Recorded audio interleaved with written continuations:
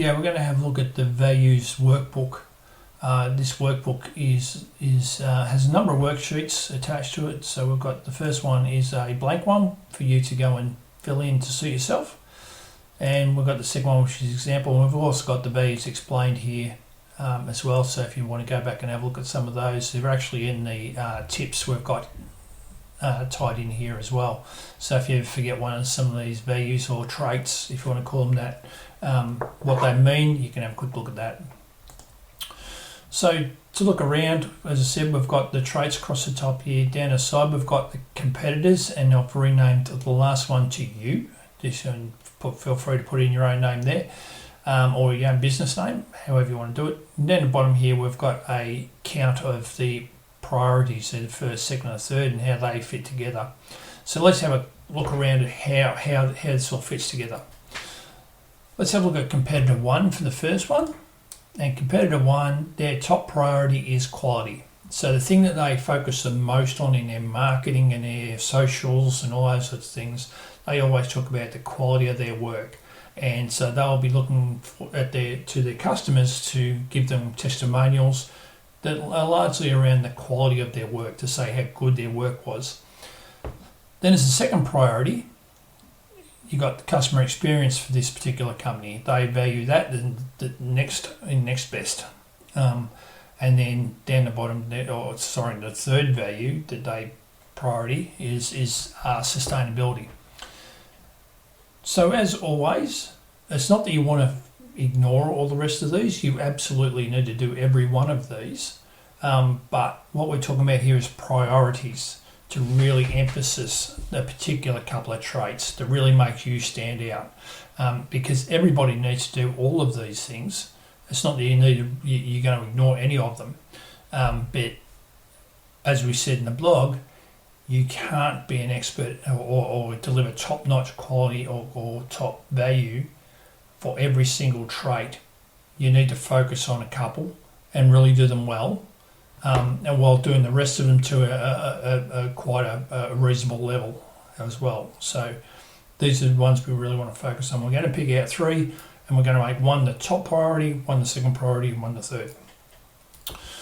Let's have a look at competitor 2. They've got cleanliness as their top thing. So they want to be known as being the clean ones. That they'll keep the site clean, they'll keep the house clean. That if they're working in a house, they'll do everything to keep the place nice and tidy, and that also implies safety and those sorts of things as well. That goes hand in hand with cleanliness.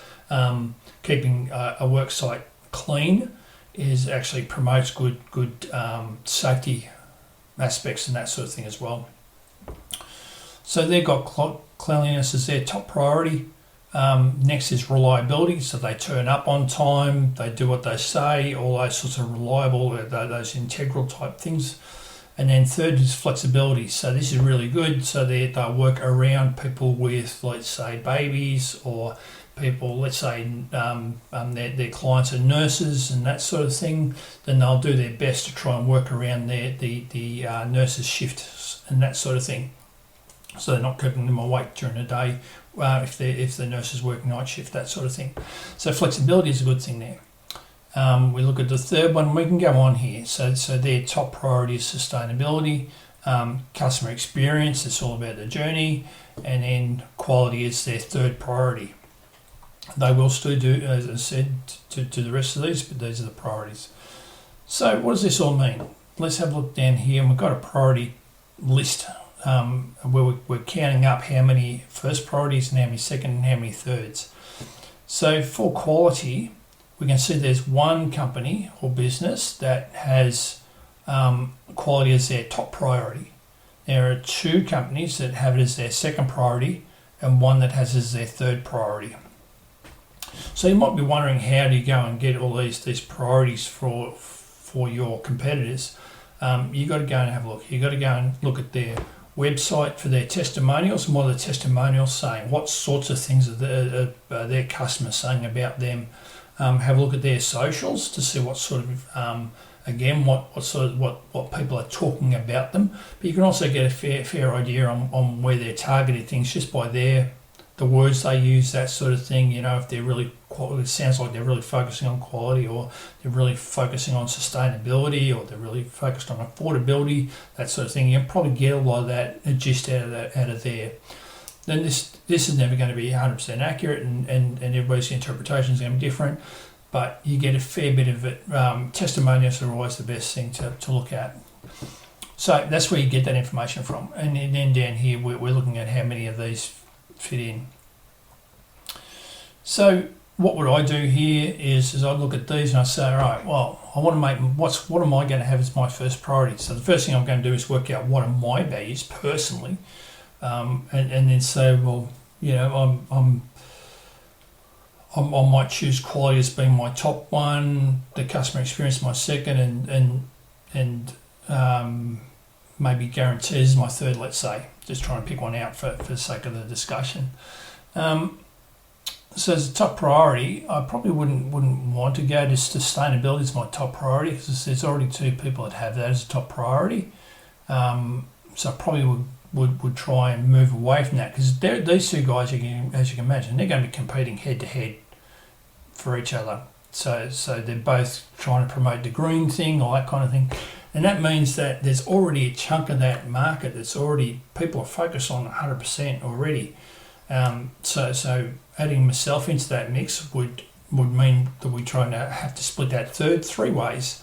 But as I try and grow my business, as a newcomer into that area, that would be tough for me to break into. So probably not looking so much at sustainability maybe in this case. But if I look at community and locality, there's an opportunity here, because there's no one has got that as their top priority. So what does that mean? Locality might be that, or community might be that you're more supporting, let's say, local businesses, or you promote that you support local businesses. You buy all your gear from not from the big suppliers, but from local. You try and source local all the time, and maybe you make that as your thing on your website, that you support 100% buy local as your thing, and so that's what you want to be known for. So maybe that's what you want as your top priority. So I'll put a 1 in that box, and you'll notice that these V's will change down the bottom here when I push enter. So it's now got a 1 in there. So what's my second priority? So my second priority, I can see over here, I've got a couple of zeros over here. So this is obviously, if one of these aligns with my personal values, then that will be a good match. So if I want to be known in community, and maybe I want to be known, again, sustainability, keeping in mind that top priority is already, these two guys are going head to head. Guarantees is actually looking pretty thin. There's competitor 9's has got that as a first priority. So that's an interesting thing to look at. And then over in flexibility, we've got someone with it there as their top priority, and then 2 as their third priority. So out of that, I may choose to go with maybe guarantees as my second priority there. Again, there's no right or wrong reasons to this. This is just how you decide you want to evaluate this. I'm just putting numbers in here for the sake of it. And then let's look at the third priority. So we've got a 0 here, 0 here, and 0 here. So which one of these do I like as my third priority? Customer experience is a good one. People really enjoy dealing with me, and that's probably lines up quite well, goes hand in hand with locality and community. The customer experience, it's all about that engagement and being part of it. People will pay more money for something that feels good to them, that if they're also community minded.